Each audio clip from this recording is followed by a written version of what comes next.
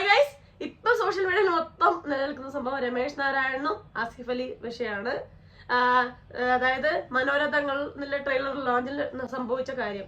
അതായത് MT വാസുദേവൻ നായരുടെ 91ാം പിറന്നാളിൽ മനോരഥങ്ങൾ എന്നുള്ള 9 ഷോർട്ട് സ്റ്റോറീസിനെ ബേസ് ചെയ്തിട്ടുള്ള സീരീസ് ഇറങ്ങാൻ പോവുകയാണ് C5-ല്. അതിന്റെ ട്രെയിലർ ലോഞ്ചിൽ എല്ലാ മ്യൂസിക് ഡയറക്ടേഴ്സിനും അതിൽ അഭിനയിച്ചവർക്കും ഉപഹാരം നൽകുന്നുണ്ടായിരുന്നു. അതിൽ രമേശ് നാരായണൻ ഉപഹാരം നൽകാൻ വേണ്ടി ക്ഷണിച്ചിരുന്നത് ആസിഫ് അലി ആയിരുന്നു.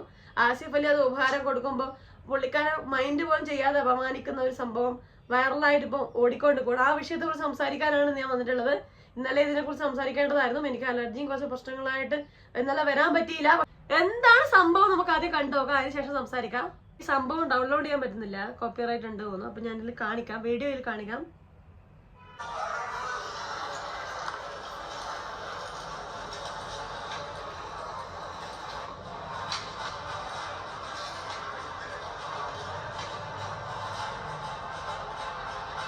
ഉപഹാരം വാങ്ങിക്കുന്നു, കൊടുക്കുന്നു രമേശ് നാരായണന് ആസിഫ് അലി.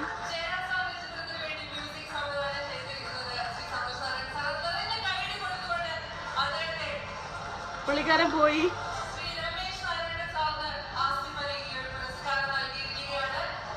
പുള്ളിക്കാരൻ ജയരാജനെ വിളിച്ചിട്ട് സ്ഥാനം മേടിച്ചു.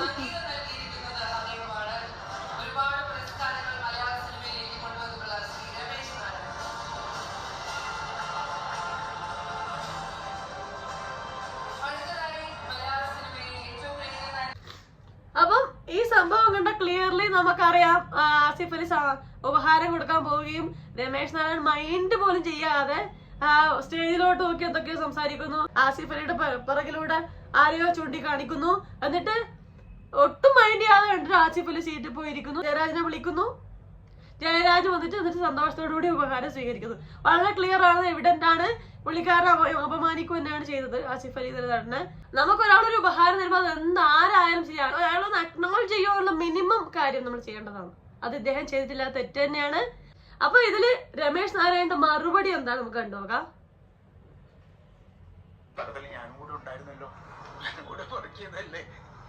എന്ന് പറഞ്ഞപ്പോ അയ്യോ സാറിനെ വിളിച്ചില്ലെന്ന് ചോദിച്ചു. ഞാൻ പറഞ്ഞില്ല, വിട്ടുപോയതാണെന്ന് തോന്നുന്നു. സാരില്ല പോട്ടെ, സാരില്ലെന്ന് പറഞ്ഞപ്പോ അല്ലല്ല സാറിന് മൊമെന്റോ തന്നേ പറ്റത്തുള്ളൂ എന്ന് പറഞ്ഞാണ് ആസിഫ് അലി അവിടുന്ന് വിളിക്കുന്നത്. അപ്പോഴേക്കും എന്തായാലും ആൾക്കാര്, ഞാൻ സ്റ്റേജിലല്ല ഉള്ളത്, ഞാൻ സ്റ്റേജിലല്ല. സ്റ്റേജിലാണെങ്കിൽ എനിക്ക് ആര് വരുന്നു ആര് വരുന്നതിലും കാണാൻ പറ്റും. ഇത് നിറച്ച ആൾക്കാരുണ്ട്. അതിന്റെ കൂട്ടത്തിൽ നിന്ന് ആസിഫ് അലി ഓടി വരുന്നു. ആസിഫ് അലി എനിക്ക് മൊമെന്റോ തരുന്നു. മൊമെന്റോ ഞാൻ വാങ്ങിക്കുന്നു.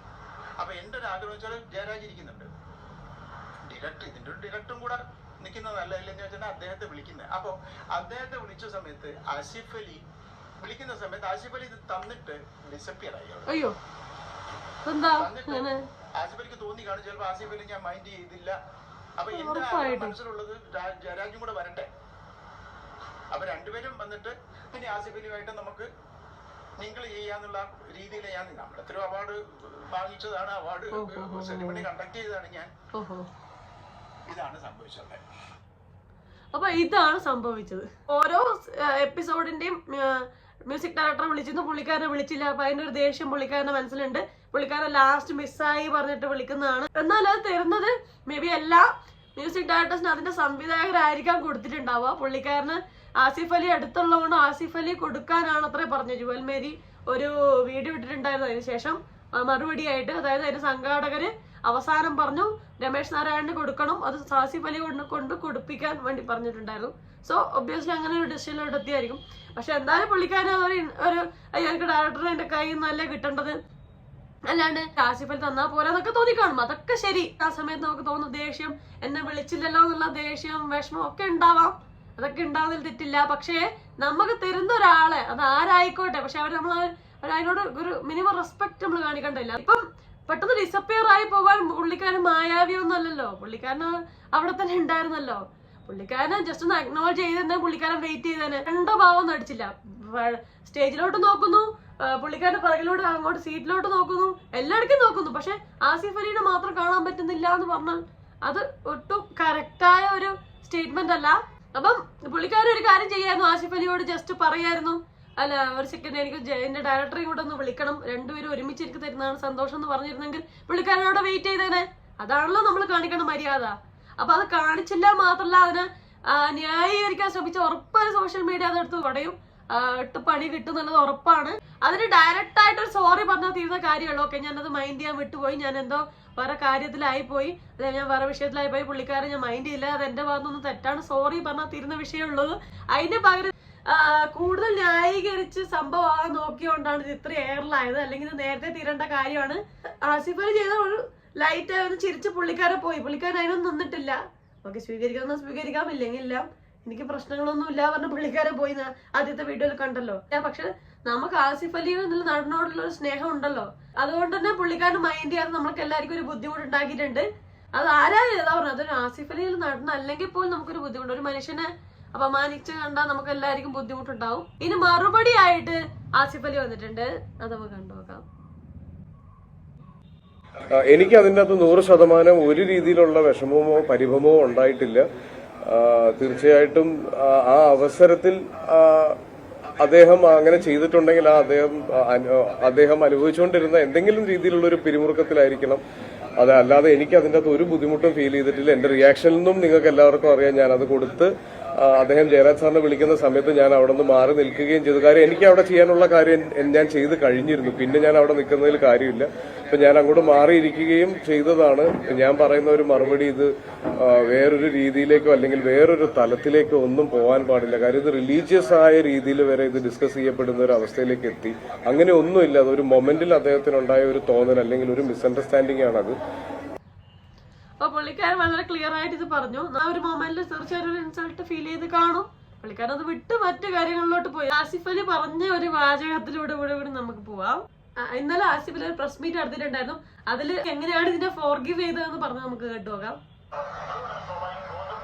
സന്ദർഭത്തിൽ അത്ര പ്രതികരണം അല്ലല്ലോ തന്നത്, അത് ബോധപൂർവമാണോ എന്നാണ് അറിയാൻ ശ്രമിച്ചാൽ തീരുന്ന പ്രശ്നങ്ങളല്ലേ ഉള്ളൂ. അത് കുഴപ്പമില്ല.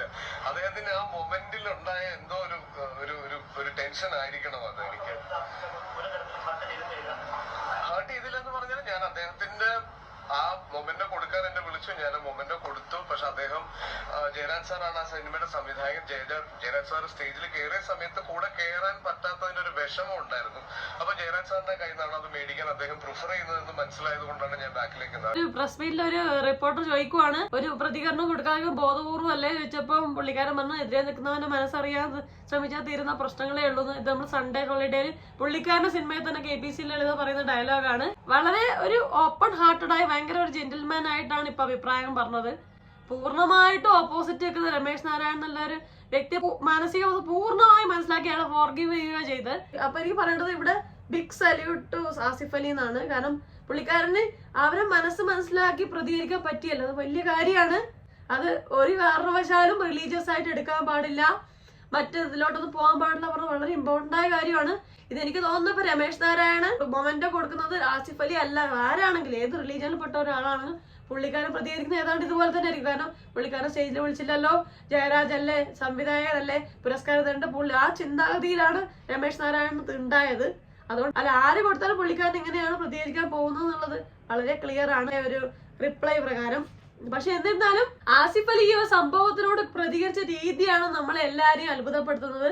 കാരണം ആ ഒരു പ്രശ്നത്തെ ആ ഒരു സന്ദർഭത്തെ വളരെ നൈസായി വളരെ സൂപ്പറായി ഹാൻഡിൽ ചെയ്ത് പുള്ളിക്കാരൻ മൊമെന്റ് കൊടുത്തു പോയി ഒരു ചിരിയോടുകൂടി ഇരുന്നു. അതാണ് നമ്മളെല്ലാം അത്ഭുതപ്പെടുത്തിയത്. അതുപോലെ തന്നെ ഈ ഒരു ഇൻസിഡന്റില് പുള്ളിക്കാരൻ എടുത്ത സ്റ്റാൻഡ്, ഈ പ്രസ് മീറ്റിൽ പറഞ്ഞ കാര്യം, പുള്ളിക്കാരൻ ഒരു ഡബിൾ ഉയരത്തിലോട്ട്, അതായത് ഭയങ്കര നല്ലൊരു മനുഷ്യനാണ് ആസിഫ് അലി എന്ന് നമുക്ക് തോന്നുന്നുണ്ട്. ഒരാൾ മനസ്സിലാക്കി അവരെന്തുകൊണ്ടത് പറഞ്ഞു മനസ്സിലാക്കി അവരുടെ മാനസികാവസ്ഥ മനസ്സിലാക്കാൻ പറ്റുമോ എന്നുള്ളത് ഭയങ്കര നല്ലൊരു ക്വാളിറ്റിയാണ്, നല്ലൊരു മനുഷ്യനാണ് ആസിഫ് അലി.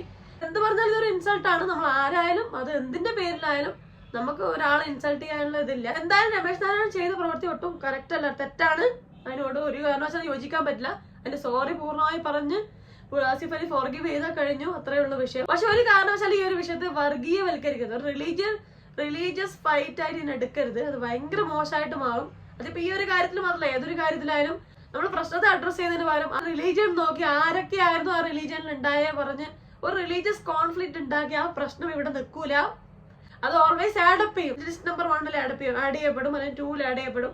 അടുത്ത സംഭവം വരുമ്പോൾ വീണ്ടും അതുപോലെ നമ്മൾ റിലീജിയൻ നോക്കി അതിനെ കാറ്റഗറൈസ് ചെയ്താൽ അതൊരു ഭയങ്കര മോശമായിട്ട് വരാം.